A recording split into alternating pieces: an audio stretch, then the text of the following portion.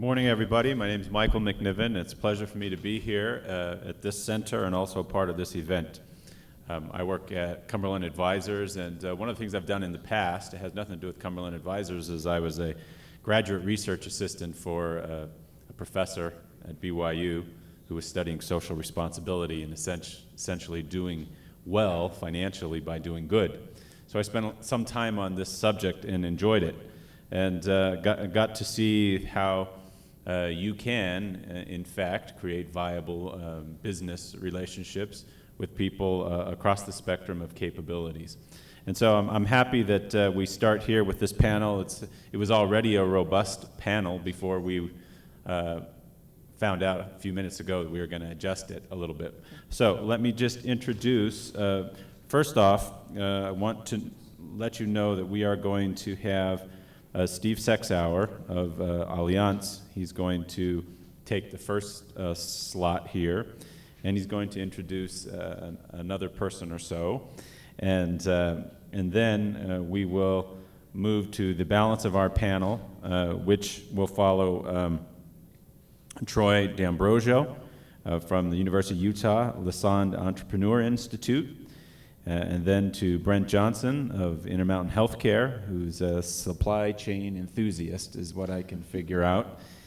Seems very excited about the subject and has quite a relationship managing the supply chain of Intermountain Healthcare, and some experience in other organizations as well. And then finally, but not least, is our people person at Harman's, which would be Lori Harman. And you can check out the bios, but the interesting thing I want to note about Lori is I don't know too many companies vice president for people. Now maybe that's a title that's starting to become in vogue or something, but the people person at Harman's, it sounds like a great job. It is. A wonderful thing to be associated with. And it looks like you have the platform to be very creative in how you approach it. So we look forward to hearing from all of the people on the panel. And now I'm going to turn a few minutes over to Steve Sexauer of Allianz to introduce what he has to say. Thank you. Thanks, Mike. I'm really excited to be here, and we've adjusted the panel. It's grown from 3 to 5, so you're going to get the speed version of the cliff notes of what I thought I'd share with you. And I'm going to start with a very quick story. Last year, Stephanie described to me one of the activities here where there's a shredding business. And she went through it in detail, and I was stunned at how they had taken a group of people and found an expertise where they were so good that the competitors were doing what guilds and other competitors have done for thousands of years, is try and shut them down. And I got to thinking about that, and I said, what's happening here? If they're that good, why do we have the unemployment rate that Natalie talked about? And I started thinking about, have markets failed? And so I really got to thinking about that, and I want to thank Natalie and Bill, because you've covered 2/3 of what I was hoping to cover. Is why isn't this working? Why are the incentives failing? And I don't know the answer, but I want to share with you briefly a little bit of history. I'm going to pass around some things for you to look at. It'll only take a minute. And then leave with you a question that maybe you can work on. So the topic of my speech is social responsibility and versus, I thought it was kind of businesses. And I just want to, it's very complex, but I want to start with what may be a controversial statement. I don't think social responsibility or business responsibility has anything to do with solving this problem.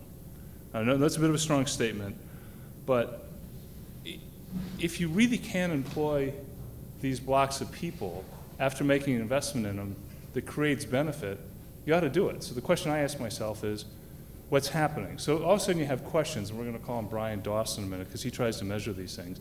I go, well, wait a minute. If there's value and there's cost, why isn't it happening? And how do you do these things? It's beyond my pay grade. So here's the history I want to give you. I'm going to pass out a book that was written in 1964, 4 years before Columbus Center. It's a 3rd edition. You just pass it down. And the reason is I mark the page, read the page mark, because it's got the equations. And I'm going to pass around another paper. This year I'm going to look at the page, which is an equation on the page, that measures the benefits of healthcare. You can hear me okay, right? Pretty good. So So the reason I'm passing around these props, just send them from table to table, look at it for 10 seconds, is there's 3 decades of some of the best minds that have looked at this problem. And for me, as Natalie told the story, I said, wait a minute, some of my best personal and professional friends have been working on this for decades, and their work is being passed around. So the thing I want to leave you with is, I don't know the answer to the question, why aren't we investing in hiring? I can start to make lists. We don't know, innovation, the guilds, people. You can have labor laws that say you can't discriminate. Those are good laws. But if you can't discriminate and you have people with highly differential levels of productivity and cost, that's an impediment. I don't know the answers, but in listening to Natalie, it's clear to me the intellectual capital is here to think through that. So my contribution to this conference is only this point, that there's this dimension with 30 years of very robust research of measuring the cost, the benefits, and doing it over a lifetime. If you look at the paper by Bob and Kevin, I mean, and if the engineers will like it, but everybody else will just zone out at the math, you can actually measure this over a lifetime. So it exists, and I think it could be applied to these problems. So that's my presentation in the fast version. I was surprised that randomly Brian Dawson was sitting at my table. David and I were equally surprised that he came up and said, I just found this on the web, and that's what my business does. We invest in companies, and one of the metrics of a value company is their ability to utilize human capital, and we measure this. So my mouth dropped. And so we rearranged the schedule. I'm going to ask Brian to come up and literally give us the 3-minute, 4-minute version of how they see the world. Yeah, I just came across this group, and I'm very pleased to be here because, in actual fact, this aligns precisely with what we do as a firm. We've been in existence for about 3 years. My partner has cerebral palsy. He's a person with a disability. I joined about 3 years ago as a value investor. We're market-based. In other words, what we do is we look at disability as a market segment. What we believe is that sustainable change comes through the market, meaning that there's the hypothesis here that disability is something that is good for a firm, but where is the empirical evidence that would make a difference to large cap firms globally? And we look at this as a global market. What we've done is we have created a 20-factor proprietary model that's value investor based, that allows us to look across sectors. And what we've then done is created an index which is published on Bloomberg. It has close to a 2-year track record. That track record shows outperformance versus the S&P 500 and the equivalent index in Canada. That's an investable index which will come into the capital markets in the next 12 months. That will allow investors, both retail and institutional, to demonstrate that they do indeed believe in this as a market, and that will then allow sustainable change. Thank you both for your contributions, and obviously there's lots more there, and we can maybe explore a bit more of it in the question and answer session. Let's now turn the time to Troy, and then Brent Johnson, and then Lori. Troy. Good morning. I'm Troy D'Ambrosio. I'm the Executive Director of the Lausanne Entrepreneur Institute at the University of Utah. Thank you for having me here. We're very excited to be sponsors here and be part of this program. We have a program, a very large program at the University of Utah that involves about 5,000 students annually, not only at the University of Utah, but from colleges and universities across the state of Utah. It's a top-ranked program in the United States right now. We feel like we created this virtual hub for students to actually create their own entrepreneurial education at the University of Utah, where they can go and take an idea and bring it to market. But specifically, I want to talk to you about a unique program we have where we involve students with university faculty inventors. So for the last 12 years, we've had this very unique program where we meet with a faculty inventor, we put a group of graduate students with them, I mentor that team, and we help try and translate the intellectual property that's coming out of the labs and research at the University of Utah into the market. And we've been pretty successful in that, and we have over 45 startup companies now that have raised over $100 million, employ several hundred people in the state of Utah.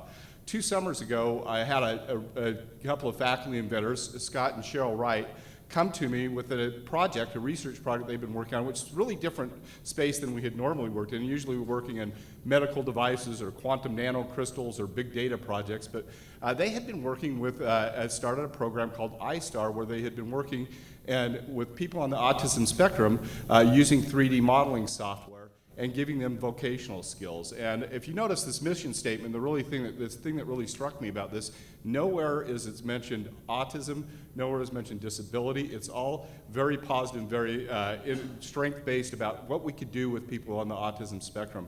And I was very intrigued by this, so we put together a team with them. I'll walk you through a little bit of the history of that. The key principles they had were very unique too. They talked with me about something that was very different and how they approached it. And instead of focusing on the disability and trying to make people neurotypical, they were focusing on the strengths that people on the autism spectrum had and using that in a positive way and trying to reach that.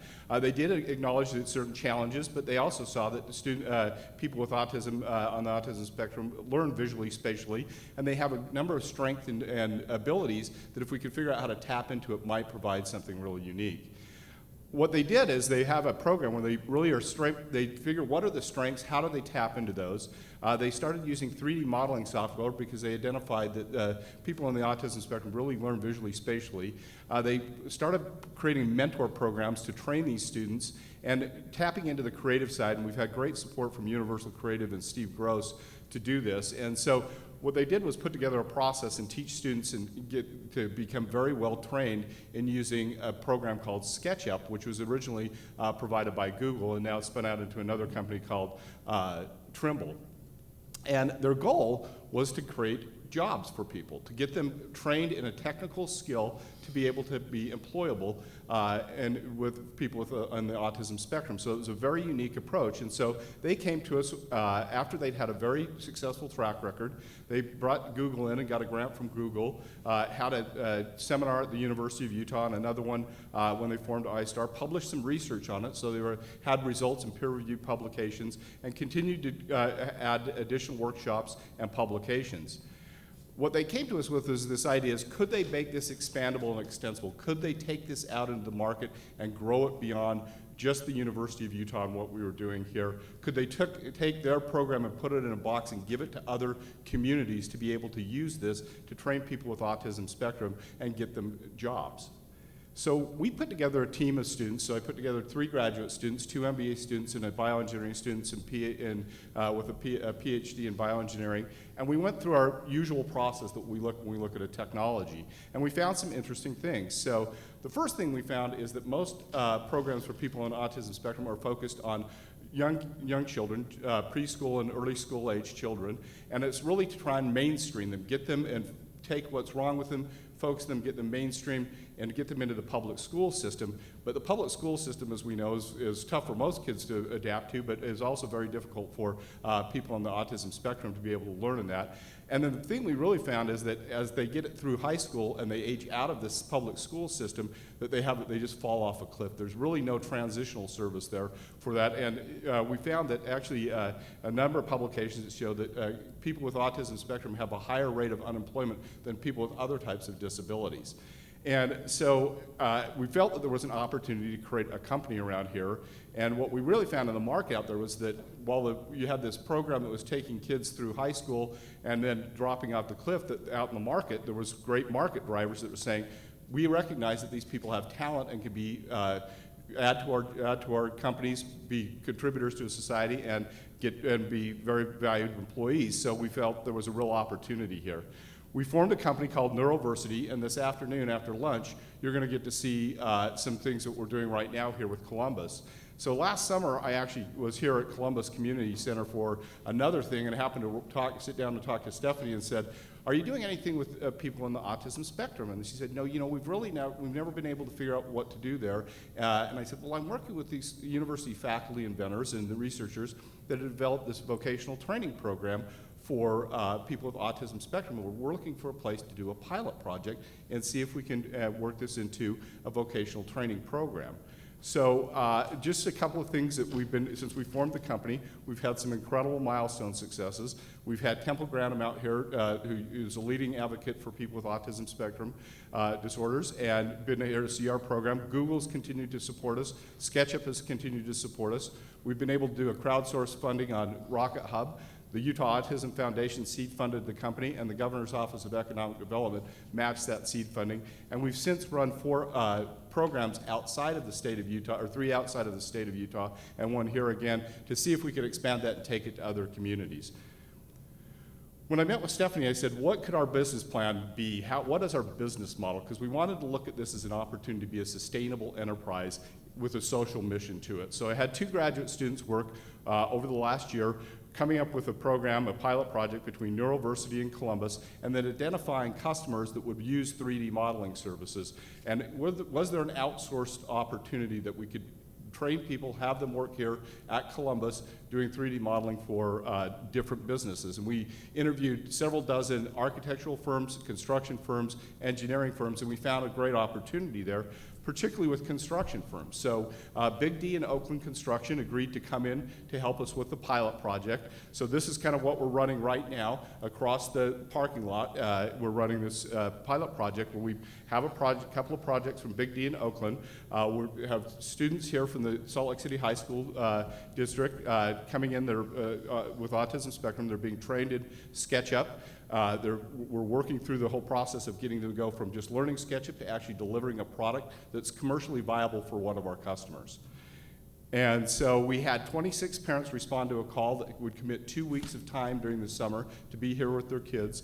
As I said, we held an orientation in May, and we've got the pilot program here right now, and you're going to get to see that later this afternoon. So this is really an interesting partnership that involves the University of Utah, a company that's spun out of the University of Utah, the Salt Lake City School Districts, Columbus Community Center, and a couple of employers in our community. So we're very, very excited to see the results of this and excited to show you this afternoon. So I'm going to switch gears quickly to one other thing that I'm working on with Stephanie and Gary. So we're at the University of Utah doing something very unique. We're going to create a new building that has a work-live-life program in it. So we're going to take university housing and we're going to infuse it with a place of maker space where students can actually prototype devices, start companies, and launch their companies out and live on the campus while they do this. So we were afraid that if we just stuck those 2 things together, it would look like this. And what we really wanted was something that looked like this.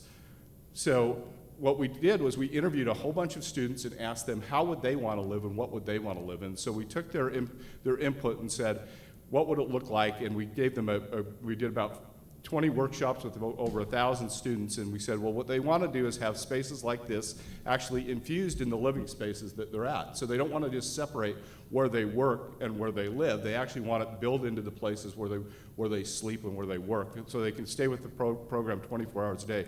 They needed spaces where they could share working spaces with each other. They need spaces where they could launch their companies, everything from an individual desk to multiple desks to an individual office. They needed event space where they could host events and showcase their wares. And they wanted places where they could move into a loft where as they found a team and moved in together, they could actually work and form a company and live together while they were working on their company.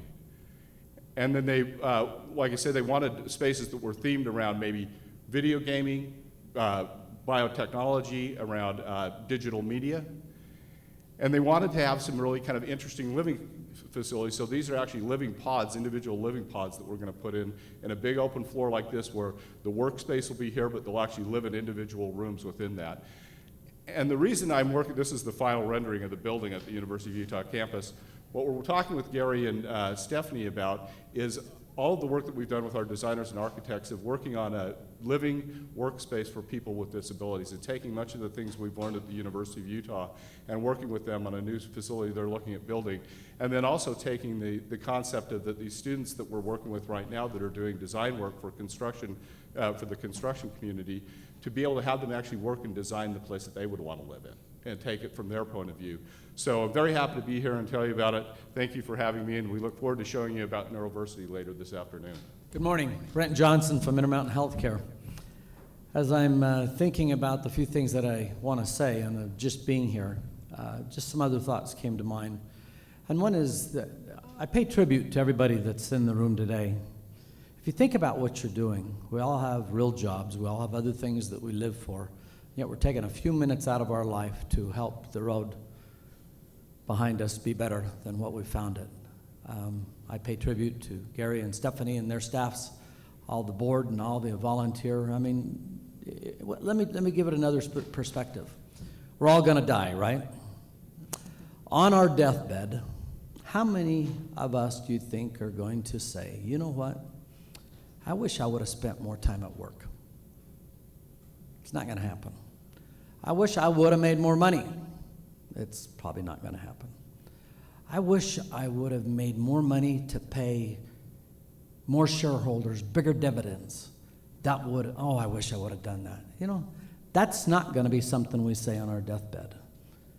On our deathbed, our thoughts are gonna be around family, friends, and did we help others along the way? And so, put things in perspective about what we're doing today. I mean, I'm sitting over here thinking, I'm a business guy. Some people even call me a money monger. They brought me in 9 years ago into Intermountain Healthcare to run things more like a business. We've saved $250 million out of the cost structure of Intermountain Healthcare over the last 7-8 years. And I mean, if I wasn't here for half a day, I could be back at my office trying to save another $1 million. But is that what matters? Is that what I'm going to think about on my deathbed? Probably not. So I pay tribute to you for taking time out of your lives to do this today. Quick introduction. Intermountain Healthcare is the largest company in the state of Utah, 34,000 employees, 22 hospitals, 180 clinics. I'd like to introduce, there's 2 other Intermountain employees here. Stephen Bergstrom, raise your hand. He's the director of the Office of Sustainability for Intermountain Healthcare. Rich Bott, raise your hand in the back.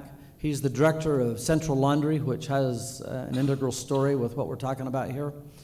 But it's an honor to work for Intermountain Healthcare, who I thought was just a big bully until I was hired and went out to the industry across the country and realized that Intermountain Healthcare, provides the highest quality, lowest cost healthcare in the country. It's a good company. But even inside that good company, we got to run things like a business. So Intermountain Healthcare, not for profit, bringing in me, a business guy, to run things like a business, and then we're going to connect the story with why we hire Columbus Community Resources to help us continue to provide good service and make more money.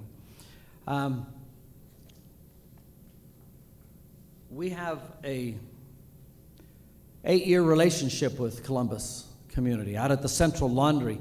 Let me tell you about the Central Laundry. The Central Laundry, we do all the laundry for all of our hospitals, all of University of Utah, all Huntsman Cancer Institute, and a bunch of other places that Rich has brought on, including the Ronald McDonald House, basically for no charge at all. Rich does more laundry in one day than the average family of 4 does in a lifetime. Think about that. And so it's a huge automated facility, and they do a lot of work. But along the way, they realize that there's some things that they do in that facility that go hand in hand for people with disabilities. And so we developed a relationship with Columbus Community. So we have an 8-year relationship, and then we started to think about other places in and around Intermountain that we can use employees from the Columbus Community Center. It's compatible with our mission, being a good community citizen. However, being not-for-profit does not mean not as efficient, and it should not mean that we don't care about costs. In fact, just the opposite. That's why I work for Intermountain Healthcare. We've trained ourselves to think we need to give Columbus Community Resources opportunity to do anything that they think that they can do. And all things being equal, we will choose Columbus Community. In all cases, they don't win. They're not doing our shredding yet. There's a few issues there. We look at digital imaging and some of the things that they could definitely do on our record retention. But one thing that they can help us on are some functionality at the laundry, and I'll show you that, as well as a couple other places. We employ approximately 20 employees at our laundry. Now the interesting thing, now here's where you put the business hat on and why we're good poster children for it makes good business. If it was just about being a good community citizen, why would we ever hire 8 of them as full-time employees? The fact of the matter is, Rich will tell you, when they start thinking about bringing on new employees, and there's about 110 employees out there, some of those employees are the best. Rich told me a story last week. There's a lot of automation, and there's a sheet folder, and it got jammed. And the maintenance guy, when he came and unjammed the sheet folding machine, said, this was not a Columbus community employee on the other end of this that caused this. And Rich says, no, it wasn't. How did you know? And he said, because the only way this would be jammed it would be as the operator got distracted. And Columbus community employees do not get distracted. They are so in tune with their work and stay on task.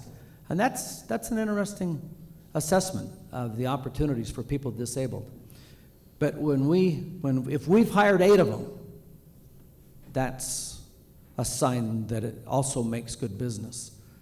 And 4 of those 8, Rich tells me, they're married, which means they were integrated successfully into society. That's a good story. We built 2 years ago a supply chain center out at 7200 South. First thing we did is, what do we have here? And we immediately turned over some tote washing for our couriers, and then what makes sense for our grounds, and then we turned the groundkeeping also over at the park, up at the Park City Medical Center. So there's good opportunity. And let me just give you my closing statement, and that is this. It's kind of like seeing for the first time in a dark room when someone turns on the light.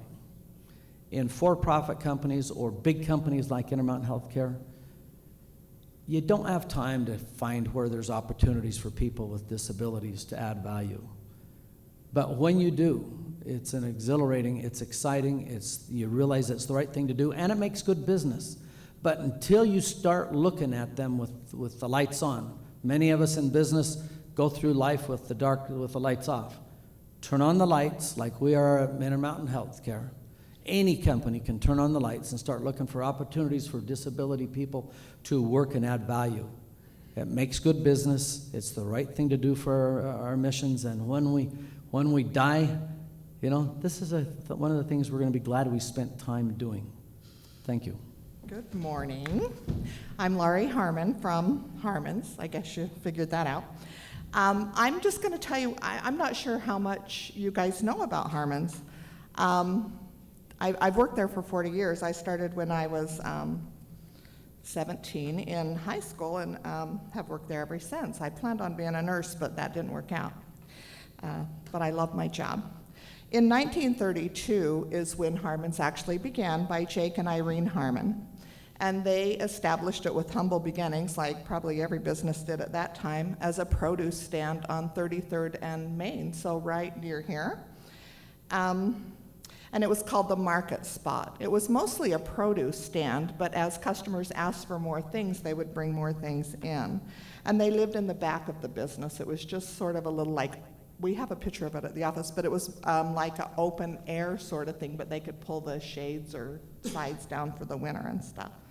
And they were open 24 hours a day, 7 days a week, even with that. Let's see. Their focus was taking care of customers and always offering the best value. At one point in time, a semi-truck, after they had opened the stand a few years, a semi-truck lost its brakes and demolished the store. Coming right into the back room where they lived and almost killing Jake and Irene's son, Terry Harmon. It was 1941 when that happened.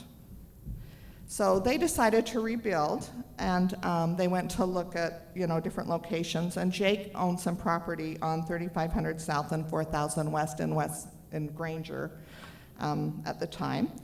And in 1945, Harmon's appeared on that building and instead of the Market Spot. And many of you maybe remember the green store that was way out there on 35th and 4000 West. Some of you are probably as old as me, and you can probably remember that. It was added on to many, many times as a store and local business. The continued focus of customer service combined with Jake's desire to bring in new and innovative products and equipment made the Green Store a huge success. As the store grew, so did Terry, and there was soon discussion about expanding the business. As talk about that continued, another tragedy struck and burnt the Green Store down. It burnt to the ground. It left the family in dire straits, both financially and emotionally. But one thing that just sort of lifted everything up was the beauty of the people, I guess, because the community and vendors rallied around the Harmon family, around Jake and Irene and Terry and Doreen, and they helped us. The customers bought damaged product, labels that they were burned off, some of them. Randy talks about like opening up cans of things without label and like being excited about what might be in it. You never knew if it was going to be dog food or tuna fish or whatever, but sounds a little risky for me, but some customers certainly helped do that. And then vendors helped with the cleanup, and they also forgave debt of Jake and Irene, helping them to be able to get started again. So all that support did allow Jake and Terry, his son, and then their wives to rebuild. And in 1971, the West Store out in West Valley today was rebuilt. And it was very innovative. Terry and Jake went around to look at different companies, and we had everything at that store. Everything from, of course, your groceries, but we also had guns, a post office, a watch center, hardware, Levi's, and even cowboy boots. Everything the customer wanted. It was state of the art at that time. And soon we expanded to a second store. Jake was a little worried to do that because he kind of liked control, and he was the entrepreneur and liked his arms around it. But Terry, his son, talked him into the expansion, and in 1974, 75 is when we opened the store it was 7200 South Fort Union Boulevard. That came a reality. Jake passed away soon after that in February of 76, followed by his wife Irene, and she passed away in 1998. So as CEO and president, Terry and then his wife Doreen embraced the same values of customer service and innovation as they entered a phase of growth. Terry passed away in August of 06, but the spirit and commitment of Jake and Irene and Terry and Doreen still live in our 3,000 associates today. We will and do deliver the highest quality products and I believe the best value in the state. We believe that if our associates are given and held to expectations and appreciated and valued, they in turn treat the customers wonderfully. And our mission statement, I don't know if I have this later, but our mission statement is to value our associates. And then the expectations of the customers will be exceeded. And obviously customers are first in any business, but it's just not what we believe. We believe that our associates must come first and work to take care of that. Today, Doreen Harmon, still alive, she's chairman of the board. Dean Peterson's the president of Harmon's, and he is not a family member. He is a visionary, and he has wonderful leadership. Today we have 16 supermarkets, a floral distribution center, a grocery distribution center, and are planning 2 and possibly 3 stores again next year. So Randy and Bob Harmon, I'm sure some of you have heard of those fellows, are the active owners and are the face and the spirit of our company. I can personally testify that the dedication and commitment of the Harmon's family, Doreen, Randy, and Bob, are truly humble people and consider an honor to protect and serve our customers by ensuring the best, most safe, and highest quality food possible, and also loving people. It's a critical piece of our culture that we support local vendors when possible. We assess them in moving to the next step in areas we'll help a new business and a local business even get started with packaging or whatever we can do to help them. And last but not least, we're very dedicated to our community, and that's always been a value of Jake and Irene and Terry and Doreen and continues with Randy and Bob today. Most of Harmon's operating board, I think there are 9 or 10 of us, serve on additional boards besides the Harmon's operating board. Bob's very big into the MS Society. I'm on the board of Special Olympics. We have a board member on the food bank, a Boys and Girls Club, and several industry-related boards, because I really do think you need to give back. So we're backed by our associates and customers. We give back funds, time, and support. Harmon's employs many special needs associates, and I don't mean this to sound like we're doing a good deed, because let me set you straight, that is just not how it is. These associates are inspirations to us all, and they teach us daily what life is all about. Brandon, who works at our Brickyard location, and he's worked there for 14 years, his last name's Wershowski, I think that's how you say it, but he tells me, Laurie, you just have to say, where's your house key? And that's how you'll remember it. So I just call him Brandon, where's your house key? Anyway, he started 14 years ago as a bagger, and he's now a successful cashier. He brings daily riddles and gives those to the customers. And lots of times when I'm in the Brickyard store, his line's the longest because customers want to go through his line. He's very productive. His raises are right up there with anybody else's, and he is an inspiration to all of us at Harmon's. And then Lee Oder-Easy has been, I think that's how you'll say his last name, has been a dedicated bagger and much more for over 25 years with our company. He's married, he never complains, he's always on time. I think in the 25 years I could count on one hand how many times he's maybe had an issue with public transportation or something that he couldn't be there on time, or called in sick in 25 years, less than a handful. And then Karen, one of our Special Olympians, pulled me aside a few weeks back and told me that she got a raise because she has taken great initiative and she has really good performance. And I'm on the board of Special Olympics, and I met her there because she's on the board too. And she's this is maybe a year or so ago, and she's like, I keep telling Randy and Bob I want a job, but they are not helping me. And so she loves me because I got her a job right away, and so she just thinks I'm the cat's meow, let me tell you.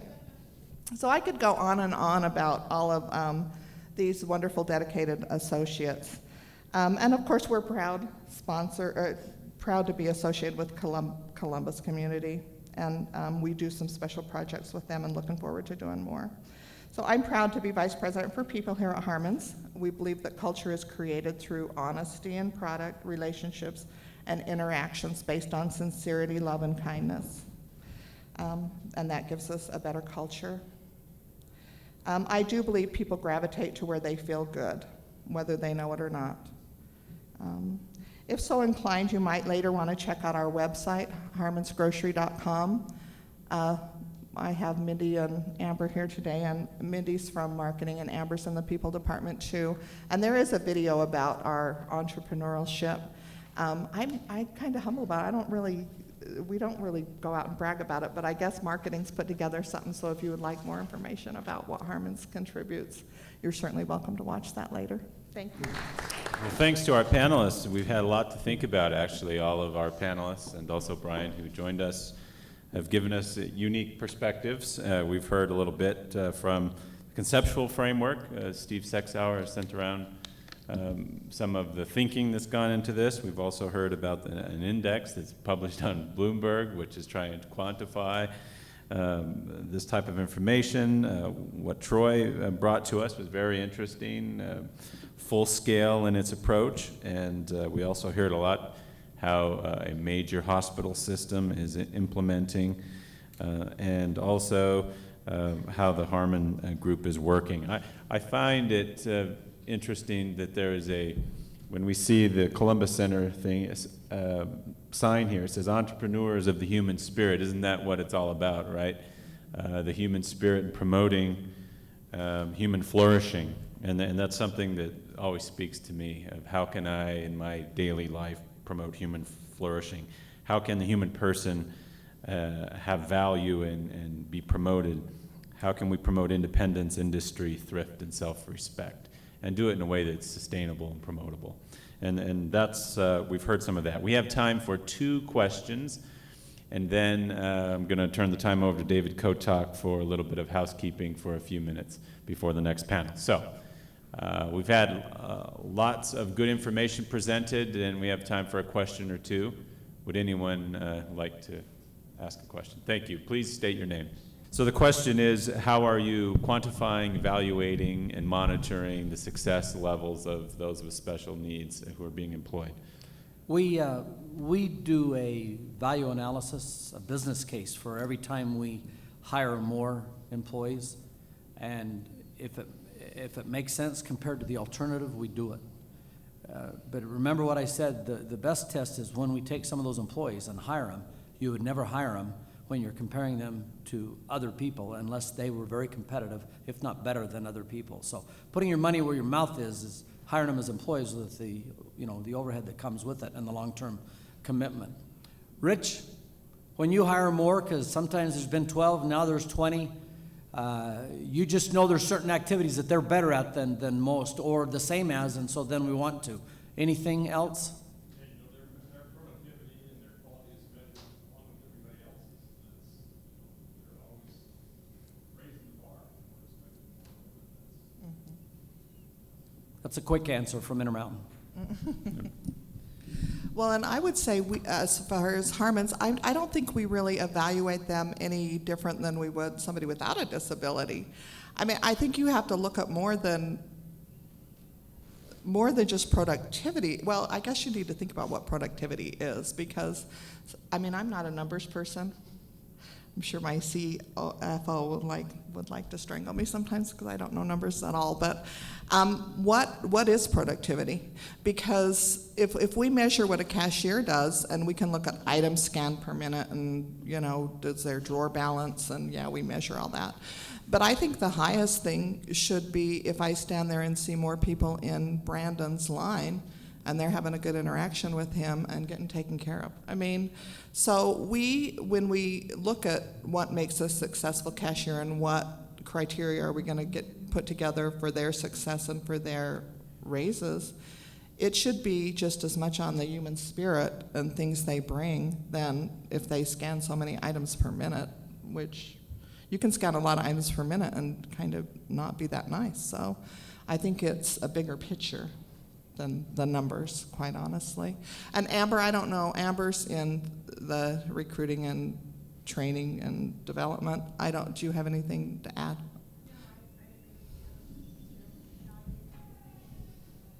And sometimes we do have to, like you get them in one job and then you have to maybe try something else. What's wrong with that? We do that not only with people with disabilities, but different people. I mean, it doesn't matter. Sometimes we don't fit in one position, but if we go try something else, sometimes a cashier is better, has more structure, sometimes produce where they're working on their own. So, why not just try a few things, see what fits. Yeah, and getting the right job for the person's skills. Right. You might even say someone with a disability might have an advantage from the things that they're very good at. Absolutely. So it's not even a level playing field for somebody who's supposedly without a disability. Absolutely. Steve had something. I just want to offer a quick markets insight that goes to Brent's turning the light on. And oddly, I'm going to connect that to coffee shops. There's this phenomenon that if you see a coffee shop and somebody opens a competing coffee shop across the street, the combined business actually grows even more. So one way to think about the network effect is people working in businesses were highly inefficient and imperfect. We're just struggling to deal with complexity. And so there's a networking effect that if I find out that Intermountain Health has this gain from matching people with specialized skills, in this case, to their jobs, and I talk to them about it, well, then I'm going to go pursue that because the light bulb went off for me. And there's a lot of work, analytical work, on the value of networking. There's a big theory is that's why cities exist. So I just want to mention that because of Brent's comment, but also the role Columbus Center plays. I think for me personally, I would have never had a clue had I not spent the time, but now the light's on, now it's my best interest to go find out why that was better and make my company better. Yeah. All right. Thank you. Turn the time now to David. Let's thank our panelists for their contributions.